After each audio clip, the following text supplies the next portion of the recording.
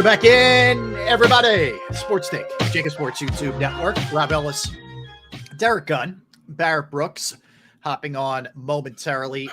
Gritty Ellis. There he is. Yes, we will be doing. I will be doing a gritty. You asked for it. Careful what you wish for. You'll be getting it tomorrow. That's all I can tell you. We love talking to our next guest, and you can follow him on Twitter at EJSmith94. He covers the Eagles for the Philadelphia Inquirer. EJ, what's going on, man? How are you? I'm doing well. What's this here? I hear about you doing the gritty. So, you got to tune in tomorrow, dude. All right, I did one. The history is I did one before. And it was who was it? Mike Gesicki, who couldn't do it. He was like terrible. Yeah, right? Remember that? Mm-hmm. So Gesicki looked like he invented the dance compared to how bad I am. Right. So I promised. People started asking me, hey, if we get to a certain amount of likes in our for our show, will you do it again?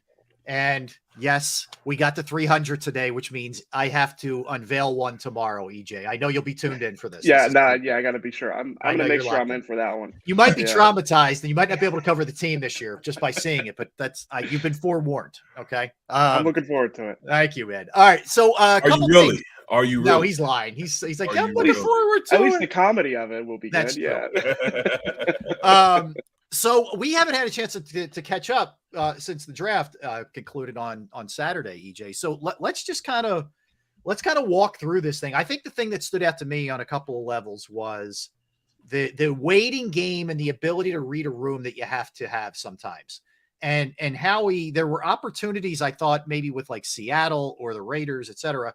And he waited it out, and he did make one little mini move to get to 9. But were you surprised, A, that that's all they had to do, and B, let's talk about the process, if you will.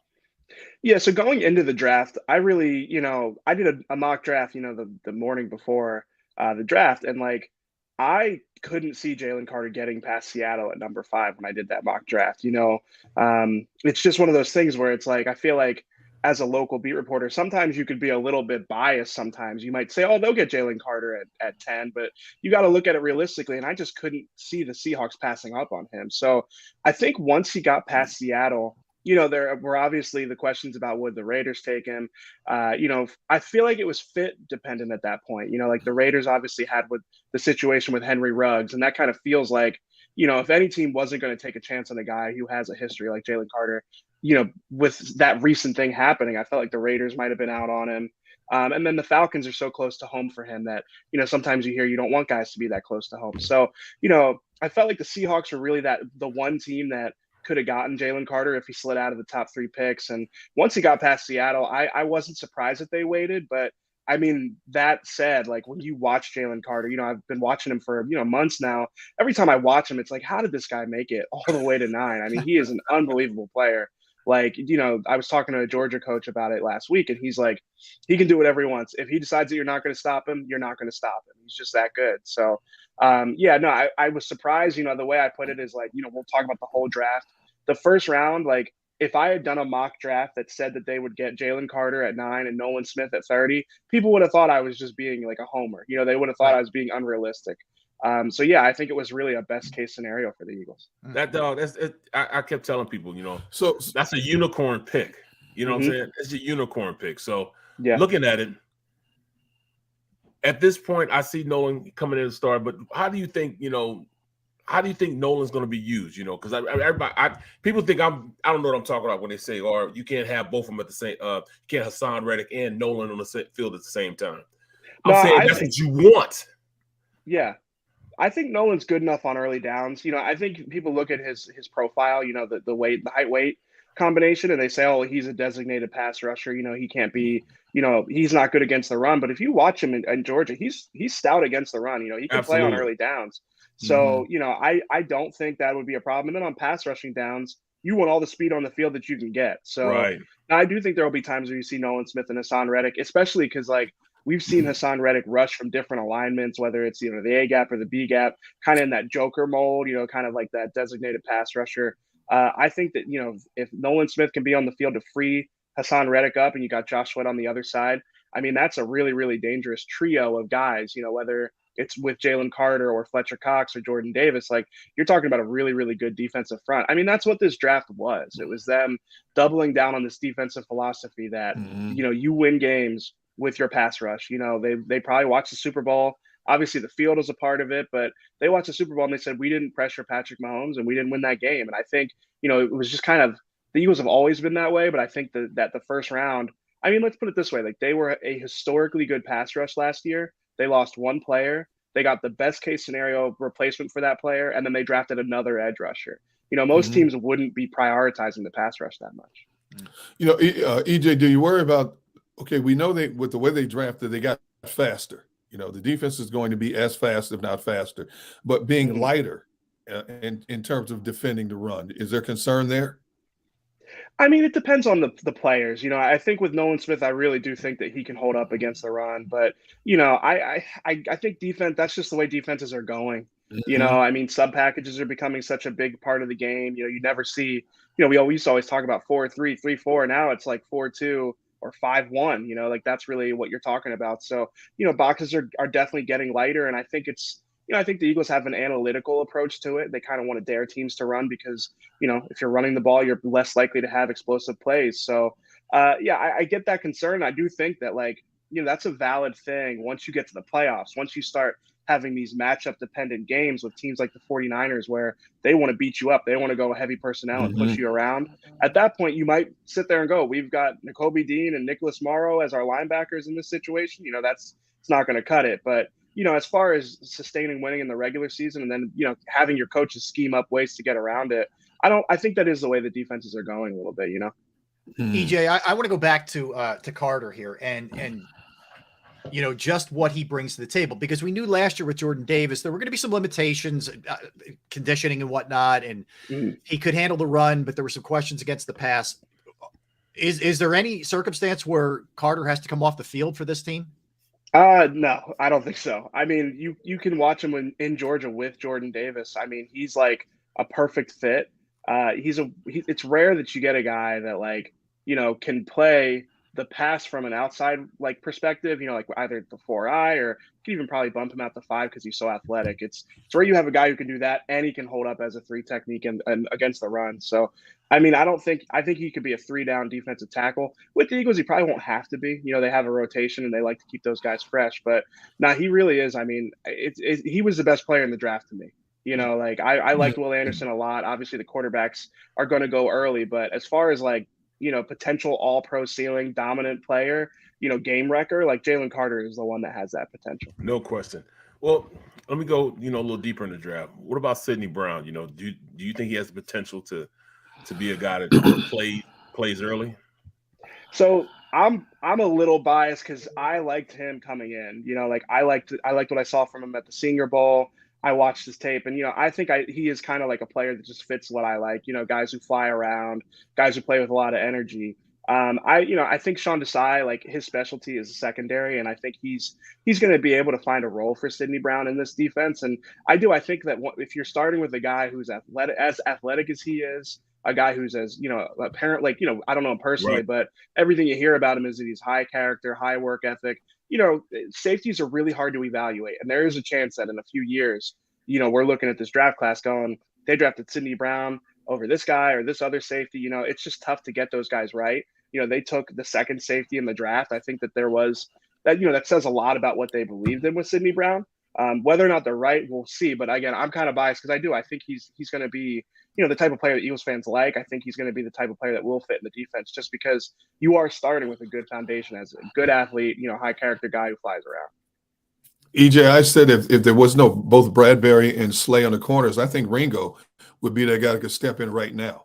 The fact that he dropped to where he dropped to in this draft is, again, among many players who were slotted lower than what was anticipated. I mean, you look at his size, his physical attributes. He's going to make mistakes as all rookie do, but I think he has a talent pool. He could step up and play, but luckily for him now, he has a big buffer in front of him because of those two highly decorated cornerbacks. Yeah, so I talked to Georgia's defensive backs coach, Fran Brown. He's an old Temple guy. He's from Camden, and he talked about how little Freddie. Yeah, right. Yeah, so he talked about how Keely Ringo didn't play cornerback until his sophomore year or his redshirt freshman year at Georgia. You know, like he was a running back all through high school, and then he got to Georgia and they looked at him and went, "We're going to move you to corner." And then he tore his pec and didn't practice for a year. So, you know, to think about that, like, you know, he had that little experience playing SEC football as, you know, at a new position. That's pretty special. And, you know, you look at him, he's still 20 years old. So I think you're right. I think that he's got the luxury of sitting back and learning. You know, I think all the technique stuff that he does need to improve on, you know, I think he'll have time to do it. But I mean, as far as physically, I think he is capable of playing it, you know, right away. But I don't think he'll have to. And I think it'll be good for him to have a year to just really focus on his technique. You know, he's never had, you know, a year to just like focus on that stuff. You know, it's like, you know, I got to go out and I got to go cover Marvin Harrison Jr. in a college football championship game. You know, like he's had some pretty tough assignments. And, you know, again, when you think about the fact that he didn't play the position before he got to Athens, I mean, it is pretty impressive what he could do. He was another guy who, like, I was surprised to see him slide all the way to the 4th round. Like early in the draft process, I was looking at him and I'm like, this guy is like 6'1", 210. He looks like a linebacker, you know, as big and strong as he is.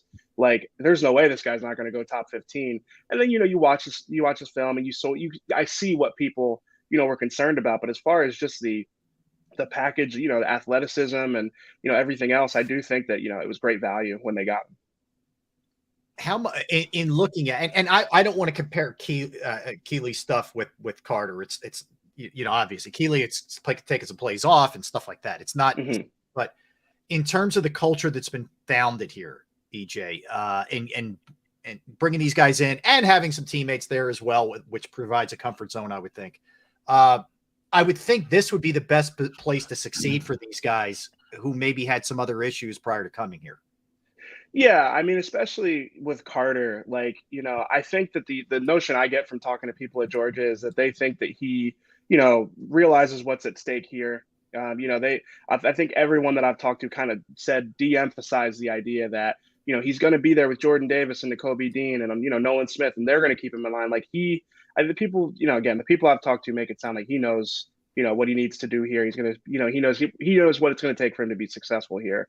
But I mean, it can't hurt, right? You know, having a guy who is a mentor for you, a guy to set an example, the familiarity alone, you know, playing with those guys, I think, you know, a lot of times rookies, you know, it's like everything's coming at you so fast, and just having someone next to you that you've played a lot of snaps with, I think will really help. But yes, in terms of the off-field stuff, my colleague Mike Sealski wrote this, you know, right, I think it's Friday. You know, this is the Eagles kind of, you know, saying we have the culture, we've got the structure in this building to take care of these things. And, you know, like he said, like, they better be right. And, you know, especially with Carter, you really feel that way.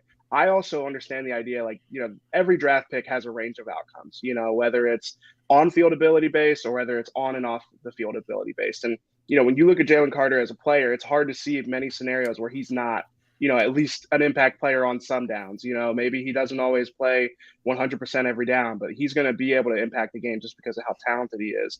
And then you incorporate the off-field stuff, and that might be the, you know, the sliding door for him, you know, the thing that keeps him from reaching his potential. Where they got him in the draft, I understand that gamble. You know, with Ringo, again, it's the same thing. It's like this guy, you know, when you look at his testing numbers, you look at the experience he has, that's a 2nd or 3rd round player. If he made it to the 4th round because of the concerns about maybe him, you know, maybe taking plays off or not having the work ethic that you want out of one of your franchise cornerstones. I mean, in the 4th round, you take that into account, and it's all a part of the profile to me. So I get both of those picks, especially, you know, with Carter. Like I can't say, like, when you watch him, it's like, how did this guy make it that far? So I said the same thing, man. But yeah, then I'm looking at you know, Friday's pick. You know, the 2 picks we saw. Tyler Steen and Sidney Brown. I'm on board with Tyler Steen coming in, but do you think he moves immediately to guard and competes for that guard, that right guard position, or do you think he's going to be the swing guy going into the season? Yeah, I could see him being the swing guy. They seem really confident in Cam Jurgens, and, you know, I think me personally, I was looking at his size and I'm just like, I don't know how you're going to make it work. And I looked it up, it's like, he's basically the same size as Isaac Seumalo. You know, it's not that different. Maybe he carries it a little different, but it's not too far off. So, you know, I could see them wanting Steen to have a year where he kind of learns how to be that depth option, you know, at tackle and guard, because they really are, like, the biggest thing that I was, you know, thinking about going into the draft weekend was, like, they are an injury or two at tackle away from the season completely torpedoing. And you've got guys who, while they, like Lane was obviously healthy last year, but he's got the ankle stuff. And, Mailata has been healthy for the most part, other than the shoulder thing. But he had some back stuff even earlier in his career. So I think the Eagles were, aware of the fact that, like, they've seen seasons go off the rails because of offensive line injuries. So I think having Steen as a guy who can play 4 positions and, you feel confident with him stepping in, along with Jack Driscoll, I think that they really could use that depth if they can keep him, on the bench. But I think it really does depend on how Cam Jurgens looks at guard. Right. I mean, we'll find that out soon enough. So, hey, EJ, just from draft picks for just a moment. You guys had a meet and greet with DeAndre Swift today, and I'm just curious in terms of what the coaching staff, if they obviously they're not going to tell you much, but how they plan to use both him and Penny and Gainwell and all these guys. I mean, they have a wealth of riches, but the 2 guys have a long history of injuries as well. Yeah, it's almost like you want to see if like Rashad Penny or DeAndre Swift makes it to the playoffs. If you get one of them, you feel pretty good about it. I mean, Penny, like, his numbers are unbelievable. When you look at his advanced stats, it's like this guy is one of the best running backs in the NFL, but then you realize, okay, well, he hasn't been able to stay on the field. I feel like Swift will probably emerge as the lead back. I think he fits that Nick Sirianni mold as a running back who can impact the passing game as well. If he's just a late down back, a third down guy that gets some work early, but I really think it'll be a rotation. It's what the Eagles have always done, it feels like. And I think that Swift, like, he's the type of guy, like, I don't really know, I don't think anybody really knows why Detroit never really trusted him to just have the backfield to himself. They had Adrian Peterson there the first year, and then Jamal Williams. And it's just felt like they always were just a little bit reluctant to just give him the full workload. So, I think it'll be interesting to see, but my guess is that Swift becomes like the guy for a while, unless Penny is like completely healthy and just unbelievable. Because I do think both of those guys can be true difference makers, especially Penny. I mean, Swift is like, the contributions to the pass game that Swift gives you is definitely a different dynamic. But I mean, again, when you look at Penny's numbers when he's on the field, it's like he's unbelievable. So, how do you just forget about Kenneth Gainwell like that when he carried us through the playoffs? Yeah, he carried us through the playoffs, man. I mean, he played well. I mean, he played exceptional for the last 4 or 5 games of the season. You're right. No, you're absolutely right. I feel like he'll have a role, but I don't know if I see him as like a featured back. Maybe it's just because I haven't seen it yet, but I do think that one of those other 2 guys. Well, even when they went into the draft, I felt like they really could still use a number 1 running back. A guy that down and in, down out, you could really use, and trust to be like consistent. And like Swift isn't quite that, but I still feel like, they needed to make that addition. They obviously say we like their running back room, but I kind of felt like they needed that. I feel like that too. I think Penny is a guy that's going to be kind of the lead back. Yeah. And then Swift and Gainwell will be role players. And that just leaves my boy out in the cold, man. Boston Scott, man. Just play him. It's like, play him against the Giants, right? Yeah, it's like break glass in case of emergency. It's like break glass when you play the Giants. So he'll be on the field for those. And that's not bad. You make $2 million a year. Yep. That's not bad to make $2 million a year. Giants You only have to play 2 games against the Giants twice. Good point. Yeah. Good point. I signed me up. EJ, so looking at it, we were talking about this a little bit earlier. I would say other than the Chiefs, clearly you put Mahomes in like this, different category. But I'd say the Eagles offense goes into this thing ranking number 2 in the NFL. Would you agree? I mean, they have lost some pieces, Miles, Sayamalo, et cetera, but are they still right there for you? Yeah, I mean, it really hinges on if Jalen Hurts continues to be at the level that he was last year. If you tell me that Jalen Hurts is an MVP candidate again, which I mean, listen, everything about his work ethic and just his demeanor would suggest that he's going to stay consistent. Everything about him is consistent. I would put them number 2. The Bengals come to mind. Obviously the 49ers, but 49ers just don't have an answer at quarterback. Bengals don't have the offensive line or just the multi-dimensional facet of the offense like the Eagles do. So no, I would.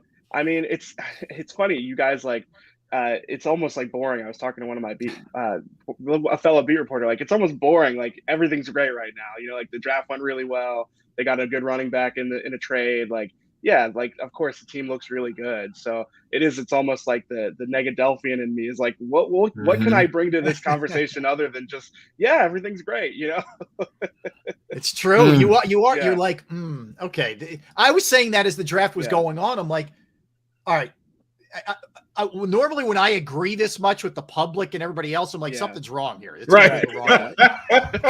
I didn't like the sky's going to fall. So yeah, the Tanner McKee was a weird pick. Yeah, it was a weird one. Yeah. So that's all I got for you. Well, what area do you think they most still need to improve upon? Obviously, you can still make moves, and Howie made a point to saying we're not done. But what area do you still look at and say that's a little concerning there? There's two that come to mind. So the first one is definitely the middle of the defense. It's like some teams like build their defense, up the spine is what the expression is. Like you're strong on the interior line, you're strong at linebacker, you're strong at safety. And the Eagles build it the exact opposite. They're strong on the perimeter and up front, obviously. So they're light at linebacker, and not only like on depth chart wise, but literally like physically light at linebacker. You're putting a lot of faith in Nakobe Dean. We got itty bitty guys in there, little bitty guys. Exactly. You're putting a lot of faith in Nakobe Dean, going from a guy who didn't play very much to playing a lot. And then at safety, I feel better about the safeties, but that's still not like not the group it was last year. Especially, but like I think everybody expects the defense to regress a little bit, even with all the talk about Jonathan Gannon. Like they just lost a lot of pieces, and defense is like kind of year to year thing. They're kind of due for a little bit of a regression. So I think that's the one area. And then the second area I'd say is like, they're an A.J. Brown or Devontae Smith injury away from having a completely different offensive dynamic. Now listen, like if one of those guys goes down, you still have the other one. You still have Dallas Goedert. And, that's going to be eventually like, I think that A.J. and Devontae are both like cornerstones for the next 3 to 5 years. But at some point, the Eagles are probably going to have to make a decision at wide receiver. And that's when it becomes that, listen, your quarterback's making $50 million a year. He's going to have to make a compromise somewhere. The Eagles will probably compromise a receiver. But in the short term, like I think, the middle of the defense and then wide receiver depth are like the two areas that you kind of can point to and say, they're not totally like solid there. A couple injuries, and then all of a sudden they could lose a couple of games. So I guess I got my negative stuff in here, just balance it out a little bit. There you go. You are in Philadelphia, EJ. Hey, EJ.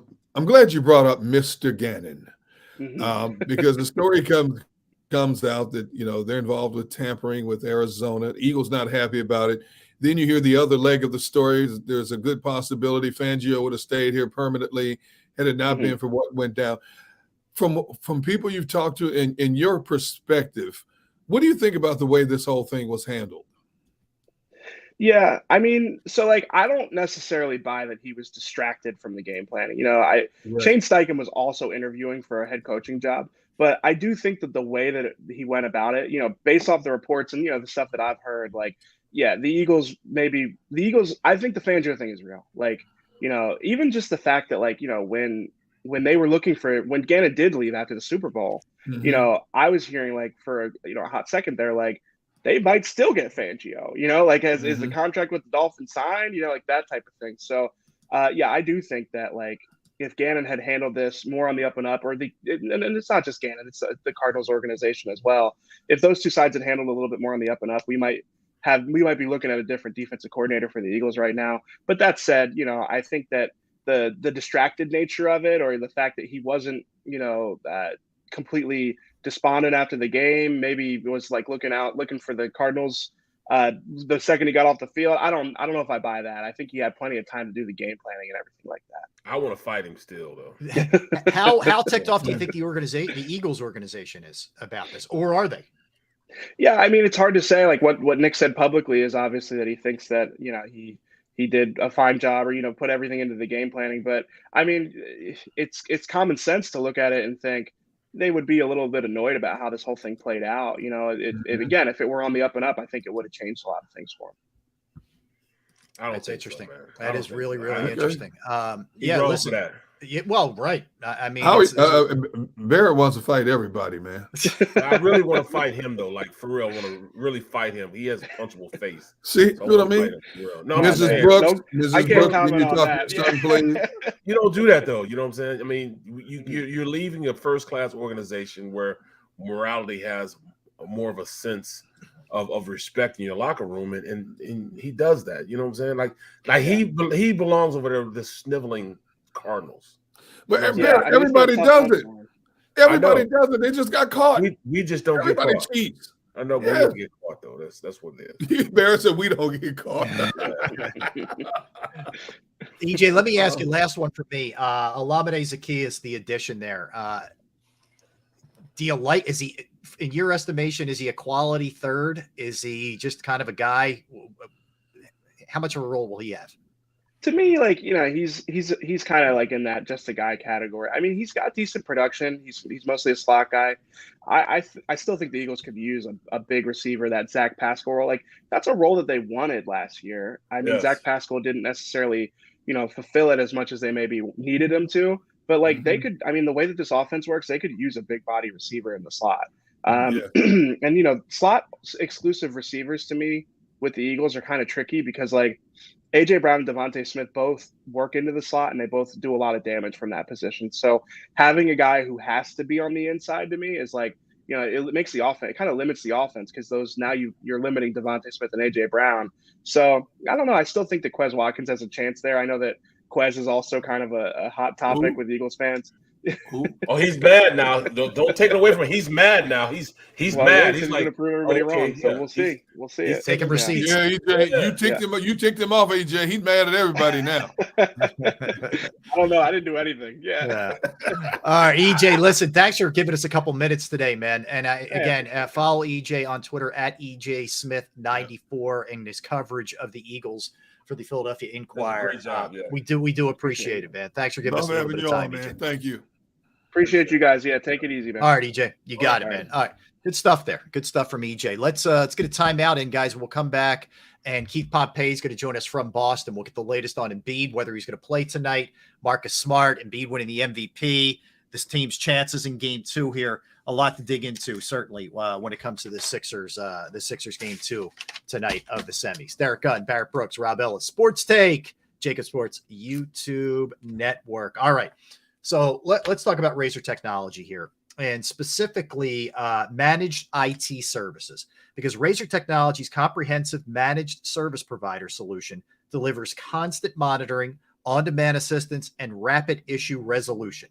Through data-vetted and insight-driven implementation, they strengthen your existing IT resources with both human power and expertise that reduces security risks and downtime while enhancing organizational efficiency and productivity. We are a strategic resource for adaptive and fast-growing companies that need help selecting, implementing, and managing their IT services. Their goal is always bigger than one project, one problem, or one upgrade.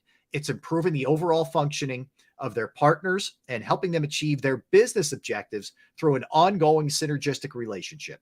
Give your IT team the freedom to refocus by augmenting their reach with Razer Technology. Contact Razer Technology today and learn how their managed services can protect and enhance your business by calling 866-797-3282, 866-797-3282, or visit them